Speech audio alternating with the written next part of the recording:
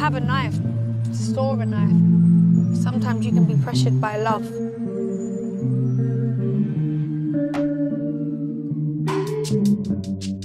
Why do you think it's bad for someone to carry a knife for their partner?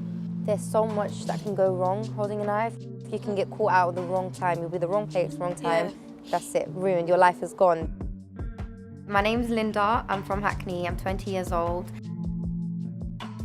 So I've had my own personal experience where I've been attacked. So I've had family members that have gone through knife crime as well. There was a stabbing involved because it was, involved with gangs, and I feel like because of that, it led to conflicts and the incident became really big.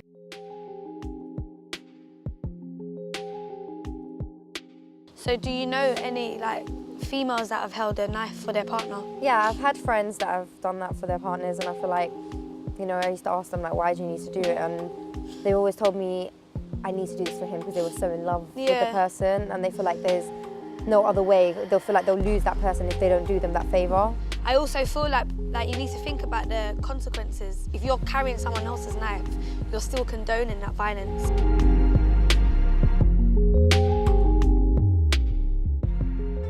I don't think a guy, for example, carrying a knife is very appealing at all. I think it's just silly, and if anything, I want to stay far away from that.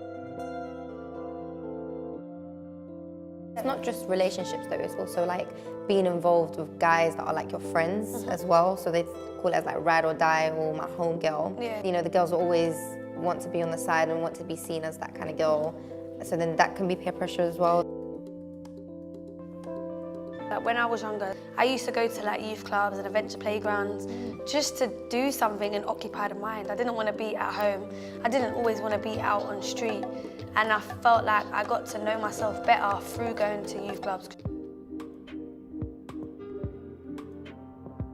But was it hard to stay away from peer pressure, for example, in school, your friends? Especially from the area that I'm from, there's a lot of crimes and knife crimes happening, so I feel like it wasn't easy, and I feel like that became the new, the new trend, let's be a gang and let's do this and let's do that, and I feel like if you weren't a part of it, then you're left out. But I focused on I used to do performing arts at school as well, so that was my hobby. I used to do acting, and I feel like with the teachers I had, it just kept me focused, and now I go uni studying and I'm working part-time as well. My music teacher in secondary school, she really got me into music. I wasn't so into music as I am now, but she really gave me confidence and said, you know what, put your GCSE piece on YouTube, and that's what I done.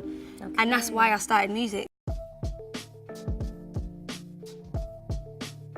With the acting, I'm very thankful that I do acting, because then I never got swayed into doing anything else. Everything just came into place. One day I was rehearsing and a casting director came and she was like, you and your friends come down to Hoxton Street castings.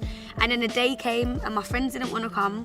But then I thought to myself, you know what, I was born alone, so let me go alone. And I went by myself and I ended up getting a role in a film from that.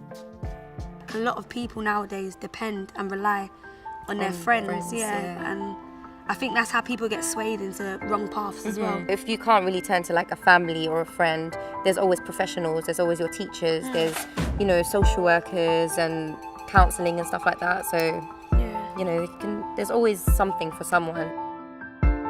What advice would you give your younger self? You're not on your own. There's so many people out there that are going through what they're going through. You've got one life. Definitely make a difference, make an impact, maximise it, strive for more, and just be positive. If you let